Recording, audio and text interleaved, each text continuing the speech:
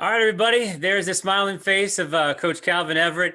We know him from the sidelines of Harrisburg and so many good teams. And one of those teams had Micah Parsons on it. How excited are you? It is coming up very soon, the NFL draft just around the corner. And we're going to hear his name really quick.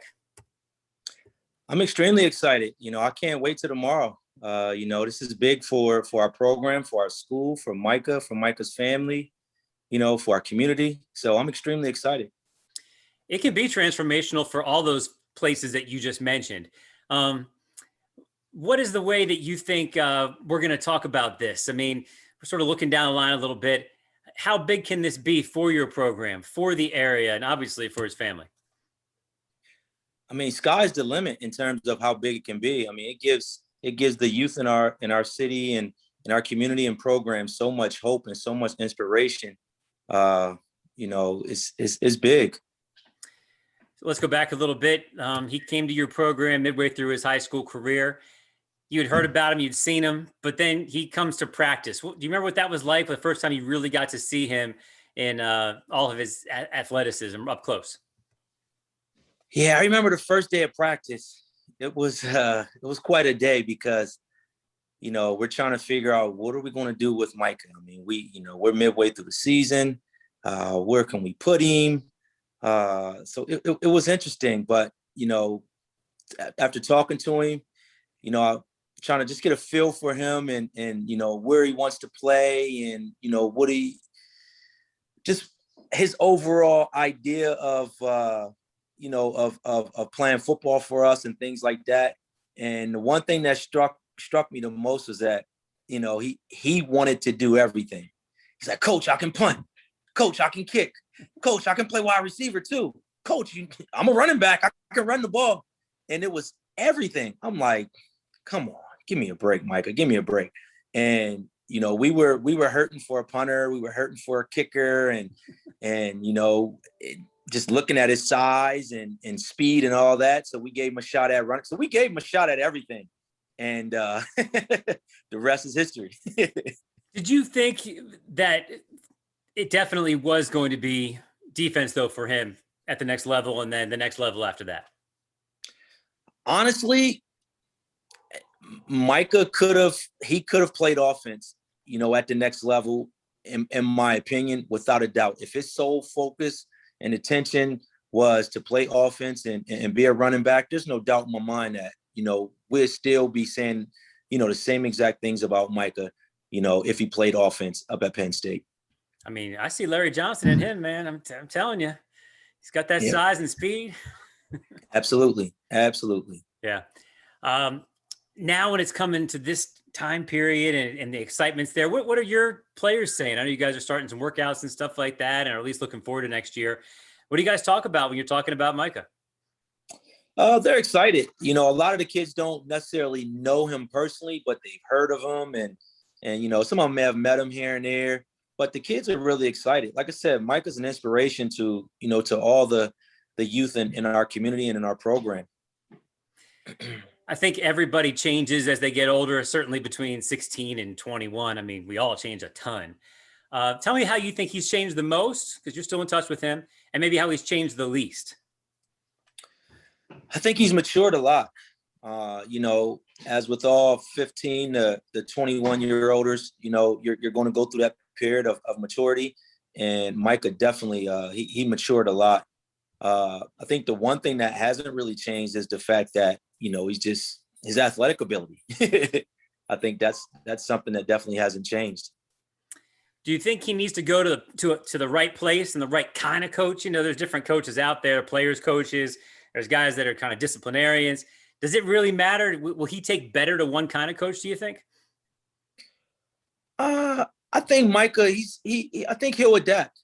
I think he can adjust and adapt to whatever setting that he's in. So, I don't think there's a specific coach that he needs to be with. All right. Selfishly then, what's your favorite team? Where do you want him on? New York Giants.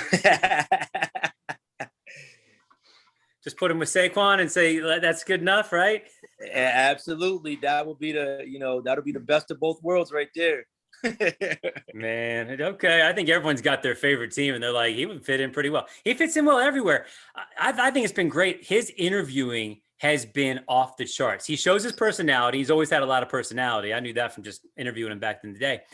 But he shows enough, but keeps it professional. It's a tough thing for a lot of folks to find that fine line. Where can I joke around, but still keep it, not going over the line and saying something stupid that I'm going to get not in trouble by, but make teams think about. He really seems to get it when it comes to that. Oh, absolutely. That's one thing about Micah. He loves the spotlight. And that's one area that I definitely think that, he improved on. But I also think that he was already good in that area because he loves the spotlight. And, that's a great attribute that he has, because a lot of people shy away from the light. But, the brighter the light, the more he rises to the occasion. I know you played him just about everywhere, but now you're looking back. It's been a couple years. I don't know. Any regrets? Because maybe he should have played quarterback. I don't know. Should he have maybe, done it all? What do you think? No, I don't have any regrets, but I mean, just as of late, with all the draft stuff going on, I've been going back and watching, a lot of our film from back when he played and just watching him. And man, it was something special. It was fun. And we all knew it at the time that he was going to be a high recruit. And if things played out, he'd be in the NFL. But when you're in the moment, I mean, you get used to seeing the crazy highlights he had. We have one that is still my favorite one. I don't know I guess he was playing linebacker and he just dropped back into coverage. He stepped in front of this guy at his own goal line, caught it, and then went upfield, turned this guy inside out as he was running back upfield around the midfield, and then returned it for a touchdown. And you see everything there. The catch itself was hard enough, but then he returns the entire thing, turns this dude inside out. He's the biggest guy on the field and the fastest. So it's like, it was unfair. Yes. And it was. Exactly. That he was what you call, what is that on Madden or whatever you want to call those video games where you create a player. He was our version of a create a player. Yeah. He's a cheat code. Yes, he's a cheat code. Absolutely. Absolutely. All right, that's fine. Anything else you want to add? I mean, it's been so much fun watching him develop and become who he is. And now he's at this last moment. And fun to say he's a Harrisburg guy. But anything else you want to add? No, I mean, nothing, not really. Just, the biggest thing is that, I'm extremely proud of Micah, the whole community, the whole city, our program's proud of him. And, we're proud of Micah, not just because of what he does on the football field, but, just the fact that, he's always in tune with the youth, the fact that he's an inspiration to all of our guys. And he's not just an inspiration for athletic reasons either. Micah graduated high school early and enrolled in at Penn State early. And not only did he do that, but he graduated from Penn State in 3 years. So that's something that a lot of our kids can look at and say, wow, I can do that. Yeah. And so that's one thing that really makes me proud. Excellent. I was going to ask you that next. I'm glad you brought it up instead.